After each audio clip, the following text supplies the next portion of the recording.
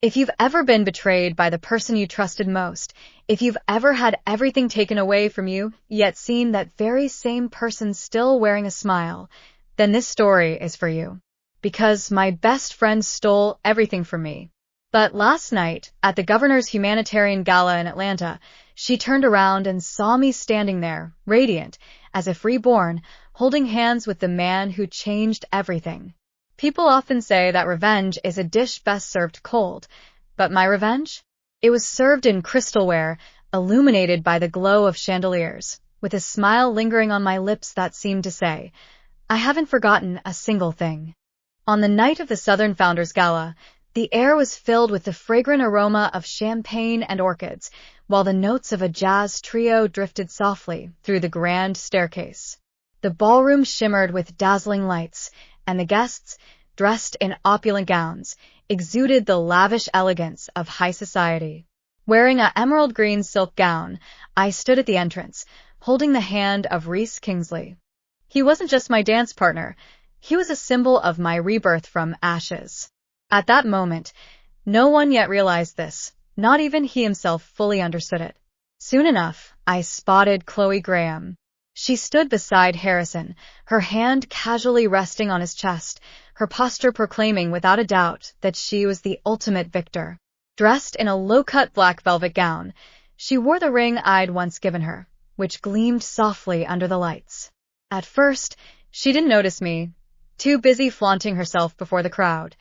No one knew that she had once been my best friend, my maid of honor, or how she'd so brazenly barged into my marriage. When her gaze finally fell upon me, she didn't recognize me at first, until Reese leaned in and whispered something so funny that it made me burst into laughter, only to see her expression instantly crumble, a flicker of panic crossing her eyes. In that very instant, she realized, Anna Sterling hadn't been broken. She wasn't harboring any resentment, and she certainly hadn't vanished. Here I was, radiant and poised, exuding grace and composure, yet more lethal than ever before. Harrison followed her gaze, blinking repeatedly, as if he couldn't quite believe I was really there. Reese took my hand and asked, Are you okay? I gave her a gentle smile and said, Better than ever. The truth is, I hadn't come here for them. Not at all. I'd come here to prove to myself that I was thriving, to show them what true healing really looked like, living life with heels on high, head held proudly, chest lifted. But before I tell you how I got to this point, you need to understand, it all started with trust, and ended in betrayal. And somewhere in between those two extremes, I discovered a strength that could survive the fiercest flames and navigate the deepest silences. Let me take you back, to the days when I still firmly believed she was my best friend, back to the moment when that trust completely shattered. Once upon a time, I thought my life was a blueprint of happiness. Back then, at our home in Buckhead, every morning began with jazz music drifting from the kitchen and the aroma of cinnamon toast wafting through the air. Harrison would sip black coffee while reading the Wall Street Journal, even on Saturdays wearing a crisp, ironed shirt. Meanwhile, I'd sit across from him, draped in his oversized Oxford shirt, scrolling through clients' mood boards on my tablet. We had our own quiet, refined rhythm, a rhythm all our own. Harrison Vance was a man admired by everyone in Atlanta. With the tenacity he'd inherited and an uncanny knack for timing, he'd built his own real estate empire, the Vance United Properties. For years, I was the woman standing by his side, the partner he proudly introduced at fundraising events, his hand resting lightly on the small of my back, as if I were the most fragile, most precious treasure in the room. Perhaps for a while I really was. I had my own little world, the Sterling interior design firm, which was growing at a pace far beyond my expectations. Thanks to word of mouth among the upper crust crowd and several feature articles in Southern Living magazine, I started getting invited to Charleston and Nashville to take part in historic building restoration projects. My design style strikes a perfect balance between classic elegance and sharp edge, blending softness with boldness. I've found my niche and am gracefully making my way forward along this path. At the heart of it all is the colonial-style white brick building we bought together shortly after our wedding, a place where ivy climbs up the walls, bronze door handles complement balconies that capture golden moments perfectly. It's a place that makes you smile as soon as you step into the foyer.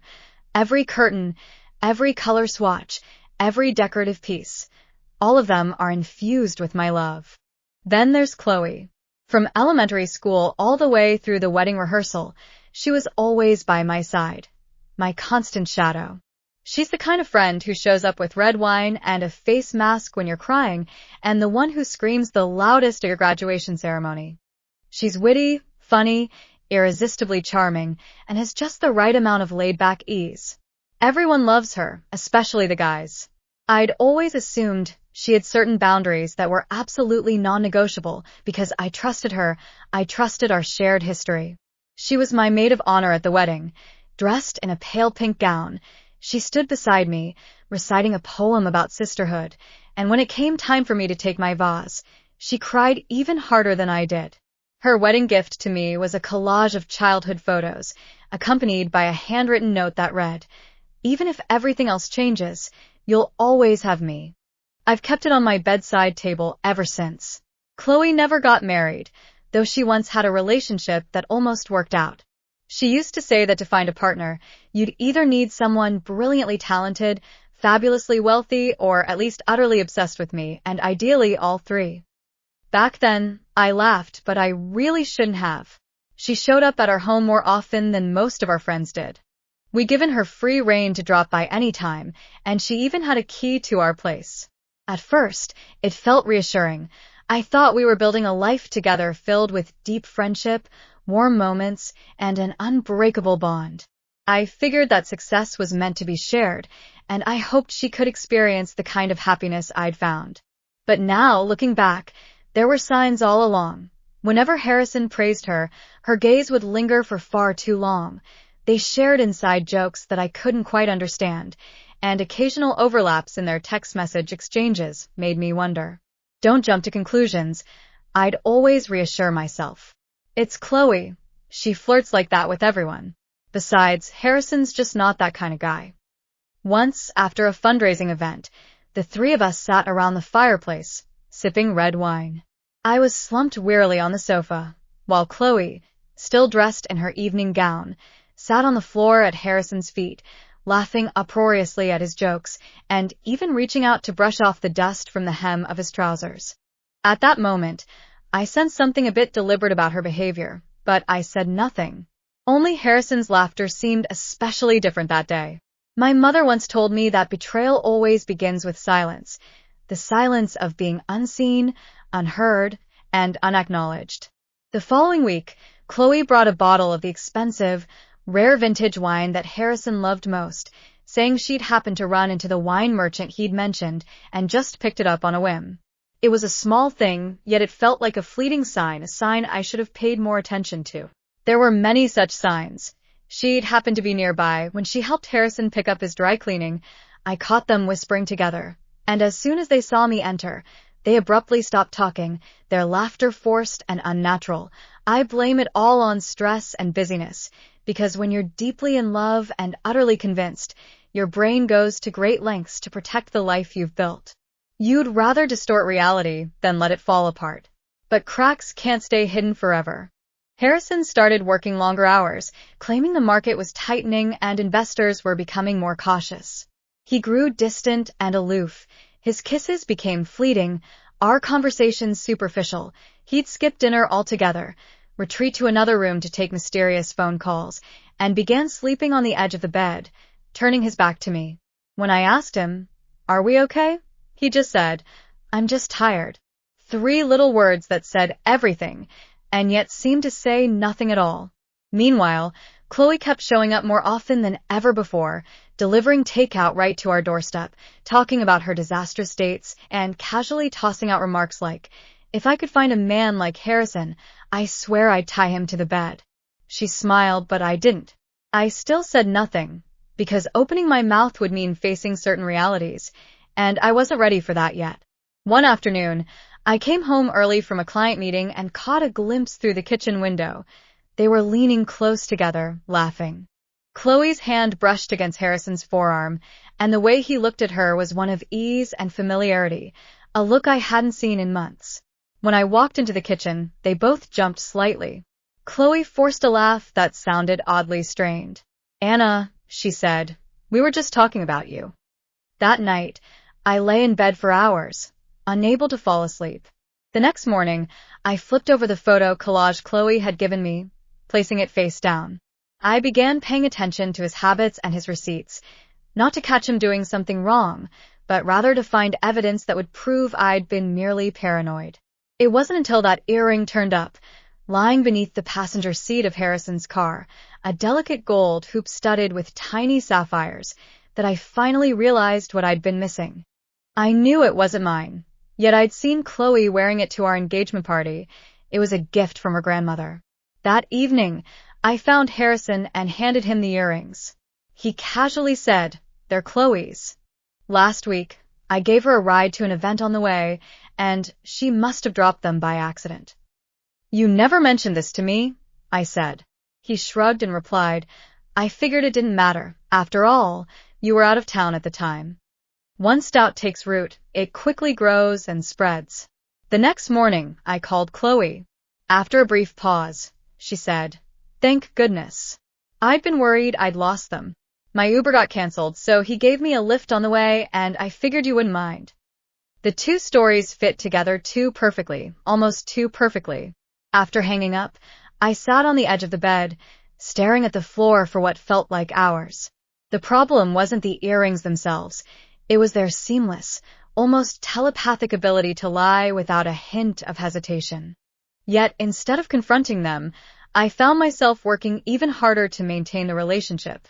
I booked a weekend getaway, but Harrison canceled, saying he had an urgent investment meeting. I prepared his favorite dinner, yet after taking just 3 bites, he said he had to rush off to check his emails. I bought him new underwear, but he claimed he was simply too exhausted. I felt myself shrinking bit by bit, becoming increasingly invisible in my own life. The day everything finally exploded was Thursday. I'd planned to prepare a quiet dinner, but Harrison didn't show up, citing an emergency situation with a client. At 9 o'clock in the evening, I drove past his office, completely dark, and then past the gym he often frequented, empty and deserted. I tried calling him again, but the call went straight to voicemail. Instead of heading home, I drove over to Chloe's apartment building. Her car was there, and so was his. The lights were on in her apartment window, and I sat in the car for 23 minutes. No need to go upstairs and knock on the door. I already knew everything. When I got home, I poured myself a glass of red wine, sat quietly, and let the truth fall upon me like snowflakes, covering everything completely. The next morning, I packed a suitcase and left it by the door. Harrison came home a little after 7 o'clock and was surprised to see me awake. "I want the truth," I said calmly. "No excuses, no evasions, just the truth." He sighed and said, "It started after your birthday. I don't know why. It just happened." "What about Chloe?" "She says she didn't mean to do it. She tried to fight back, but you didn't." "Yes," he admitted. At that very moment, the beating of his heart, which had been struggling all along, finally came to a complete stop. The next day, Chloe showed up unannounced, tears streaming down her face. "I never once thought I'd hurt you." I looked at her as if I'd never known this person before. "You treated our friendship like a piece of clothing. When it stopped fitting, you just snatched my husband away." "Anna, please, don't call me Anna anymore." I slammed the door in her face. From that moment on, time seemed to crawl by at an excruciatingly slow pace. I canceled all my appointments, returned the wedding ring, and blocked their phone numbers. My friends started taking sides. Most didn't know what to say. But Aunt Vivian left me a note. "Honey, don't let yourself sink into self-pity. Pain is a signal. Get up and go somewhere where your soul can breathe." That night, I booked a flight to Savannah, placed the house keys on the kitchen counter, and never looked back. The silence after heartbreak was thick and heavy, like wet wool wrapped tightly around my chest. Every sound in the world seemed drowned out, submerged beneath the water. I moved into a long-term suite at the Forsyth Suites Hotel and simply told my lawyer to handle the paperwork, assets, and public statements. For personal reasons, Sterling interior design will be temporarily suspending operations. For days on end, I hardly said a word. I ordered room service but didn't touch a single bite, just sat by the window staring at the city skyline. I turned on the TV on mute, yet in my mind, the self-reproachful mantra, "How could I have missed it?" kept looping over and over again. What I was mourning wasn't just the end of my marriage, it was the death of my intuition. I'd always been so good at reading people's hearts, yet somehow I'd failed to notice the destructive force that had been lurking just 2 inches away from my own heart. In the evening, I replayed every single detail again and again. Harrison's expression, Chloe's casual remarks, their perfectly crafted lies. Even worse, I realized that I'd once noticed these oddities, but I'd chosen to stay silent. One morning, I woke up and realized I hadn't left the house in 4 days.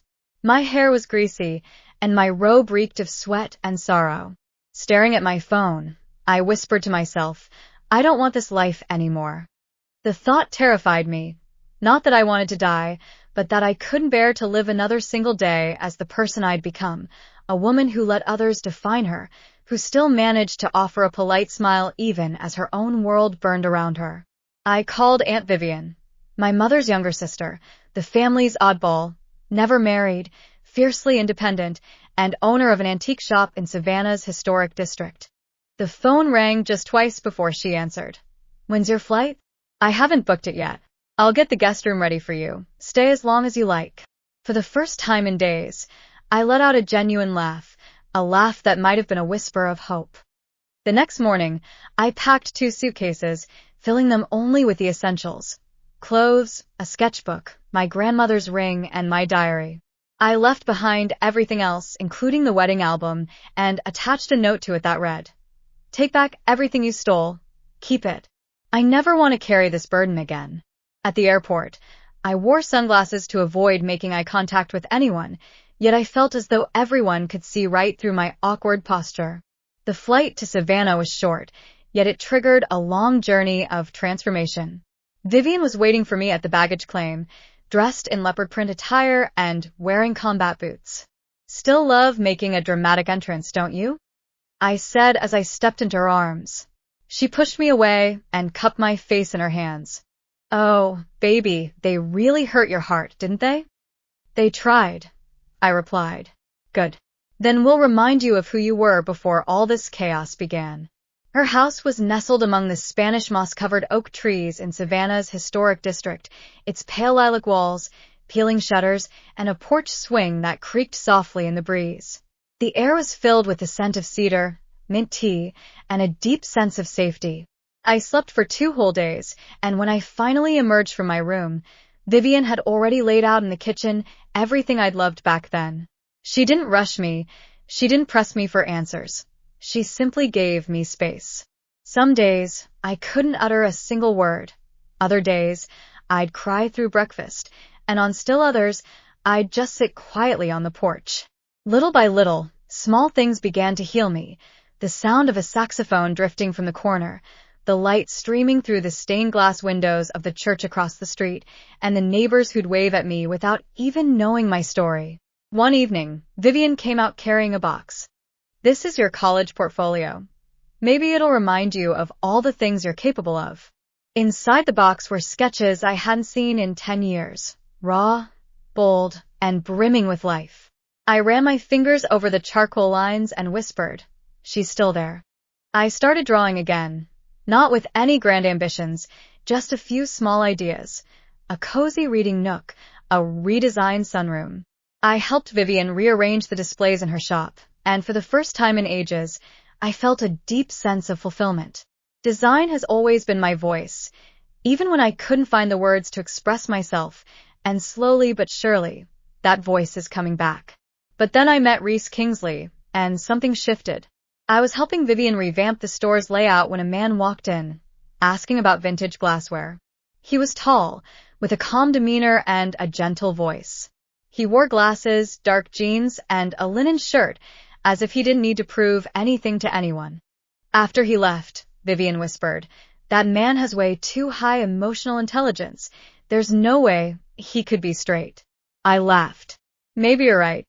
A few days later, he came back again, this time for antique lighting fixtures, and then once more asked about the framed French map in the display window. On his fourth visit, I finally couldn't hold it in any longer and asked him directly, "Are you redecorating, or are you just using this as an excuse to come by?" He chuckled and said, "Could it be both?" Introducing himself, he told me his name was Reese, a real estate investor who specializes in restoring historic buildings and had just moved to this city from New York. Vivian suddenly became intrigued. "Well, you two really ought to have a good chat." The following week, we met for coffee together, talking about design, architecture, and the psychology of space. His questions were always genuine, and I found myself drawn to him without even trying to put up any facade. We started working together, and I provided consulting for several of his projects, townhouses in historic districts and island estates. He respected my vision, trusted my intuition, and listened carefully whenever we had disagreements. At first, I told myself it was just work. But then one day, we stepped into a dilapidated townhouse built in 1910. As I talked about opening up the space, exposing the beams, and using reclaimed wood to create a bookshelf wall, he turned to me and said, "The way you look at space, it's as if you're healing it." No one had ever described my work that way before.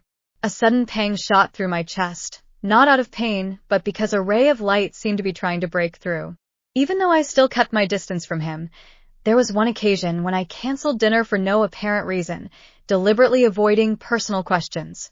When he reached out to gently brush the hair away from my face, I instinctively flinched back. Yet Rick never pressed me, never asked why. He simply stayed by my side, with respect and unwavering support. Then came that panic attack. Reese invited me to join him as his companion at a social event, hoping I'd meet some potential clients. I told myself I could handle it, but 20 minutes in, someone casually mentioned Harrison's name, how he'd lost out to a New York firm and missed out on a deal. My ears started ringing, the room began spinning, and the cup in my hand slipped from my grasp. I turned and bolted for the terrace. With every step I took, the tightness in my chest grew ever stronger. Reese found me there, trembling hands, blurred vision, gasping for air as if I were drowning. He didn't touch me. He just sat quietly beside me, offering silent companionship. As my breathing gradually calmed down, I whispered, "I'm not who I used to be anymore." "That's great," he said. "I like you just the way you are now." In that moment, I burst into tears and, for the first time, shared the full story with someone. The marriage, the betrayal, and the silence that followed. Reese listened carefully, without pity, without lecturing. He simply allowed my pain to be seen, yet refused to magnify it. "I've lost everything," I said. "You haven't," he replied. "You've walked away from the things that tried to break you, and that's not the same as losing everything." From that night on, everything changed. We started spending weekends together browsing antique markets, cooking in Vivian's kitchen, and taking aimless strolls along the waterfront. He told me about his own divorce. His ex-wife had fallen in love with his business partner and taken half of his company's assets with her. He'd started from scratch, rebuilding everything, but this time, with fewer illusions and more serenity. After experiencing that kind of heartbreak, he said, "You come to understand what you simply can't compromise on. And when you finally find someone who makes you feel safe again, you'll cherish that person deeply." Months passed, and my career began to flourish. Some clients from Atlanta reached out to me again, but I turned them down without a second thought. Then came that magazine article. A design editor in New York happened to stumble upon my Instagram and emailed me, asking for an interview. A week later, Architectural Digest hailed me as a visionary who restores texture, memory, and emotion. The article quickly went viral within the design community, and soon after, I received an invitation to the Georgia Governor's Humanitarian Gala. They wanted to honor Southern women who are redefining spaces and stories. I stared at that email for 10 minutes straight, then forwarded it to Reese. "Do you think I'm ready?" He replied, "You were born ready, but now you're truly equipped for anything." That evening, standing in front of the mirror, I saw a complete version of myself for the first time in years. Not just physical beauty, but inner wisdom too. I returned to Atlanta not to seek relief, but to show that woman who'd lost everything just how much she could become once she stopped fighting for those who didn't know how to cherish her. The dinner was held at Belmont Hall, floor-to-ceiling windows, marble columns, and a massive chandelier that seemed like a galaxy in its own right.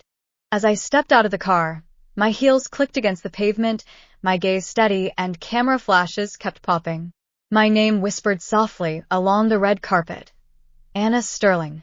That article had done its job. Now people were waiting to meet me, not as someone's wife, but as the center of attention. The room was filled with mellow jazz music and an air of opulence. Pushing through the crowd, I spotted Harrison and Chloe. They looked older, not in appearance, but in spirit, as if their inner light had dimmed just a bit. Harrison was the first to see me. He froze, his eyes widening, and his hands unconsciously began rubbing together, his telltale sign of nervousness. Then Chloe turned around, and for a split second, she didn't recognize me. My hair was shorter now, my body more toned, and my gaze was firm and unwavering. When she finally did recognize me, she blinked once, then froze completely. It was at that moment that I smiled, not out of cruelty, but because I had nothing left to prove. I let them watch as I was surrounded by people, as I built this new world without them. Editors leaned in to talk to me, architects sought my advice, and I laughed freely, naturally, authentically. Eventually, they still came over. Anna, Harrison spoke first, extending his hand as if we were old business partners. I tilted my head slightly, scanning his face for any hint of warmth or vulnerability, but found none. You look absolutely stunning, he said, his voice tinged with both awe and guilt. Thanks, I replied. New city, new life. Chloe stepped forward awkwardly. It's been ages. Yeah, I said, taking a sip of my drink. The air hung heavy with silence. I saw that magazine article. You're really doing so well.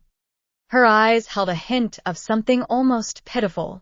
Harrison cleared his throat. I've been meaning to. Don't say another word. I interrupted him gently. We don't need to talk about this here. I glanced at both of them. I used to think about what I'd say if we ever ran into each other again. But then I realized, no matter what I said, it could never compare to everything life has already told them. I've lost everything, I whispered, but even so, I'm living a richer life than ever before. You didn't break me. You set me free. Those words felt like a sharp blade, and as I watched them strike home, Harrison's mouth opened and closed again, while Chloe's mascara began to smudge. I wish both of you peace, I added. But in my next chapter, your names won't be there anymore. Then I turned and walked away, not out of resentment, but because I'd truly reached the shore that belonged to me. Reese was waiting for me on the balcony, holding a glass of wine, his tie slightly loosened. As I approached, he smiled. Is everything okay? I nodded. It is now. We clinked our glasses together, and behind us, the chandelier blurred into a soft, ethereal galaxy of stars. That night, as the dinner came to an end, I stood on the steps of the hall, gazing one last time at Atlanta's skyline. It hadn't changed, but I had, and that was enough. The plane took off almost silently, as if the past had finally learned to let go. I gazed out the window, watching the city below shrink little by little. The weight I'd carried for years seemed to dissolve into thin air, vanishing like dust on silk. Lise was asleep beside me, and even in his sleep he looked calm and dependable. When the plane landed in Savannah, the air greeted me like an old friend, warm, rich, and genuine, as if whispering softly, "You did it." Vivian was waiting for me at the baggage claim, leaning against her car with her arms crossed. Look who made it through the fire, and came back glowing. I didn't just make it through the fire, I told her. In the end, I even danced right in the heart of it. She threw her head back and laughed heartily. That's exactly the Anna I know. Back at her house, nothing had changed, but I had. Gone are the days when I was just a guest, just a refugee. Now I'm a woman who's chosen herself. Reese stayed here for a week, helping me with renovation projects for clients. He'd make breakfast barefoot, and in the evenings, he'd read poetry aloud, his voice ringing clear and strong. He never asked what our future held. He never pressured me to make any promises. All he did was love me with genuine, unadulterated time. In that moment, I realized that's the difference. Harrison wanted me to revolve around him. Reese, on the other hand, wanted me to shine brightly, even if that light had nothing to do with him. One evening, we stood on the balcony of one of his renovation projects, a townhouse nearly complete, overlooking Broad Street. The sun was setting, its golden rays spilling across the rooftops.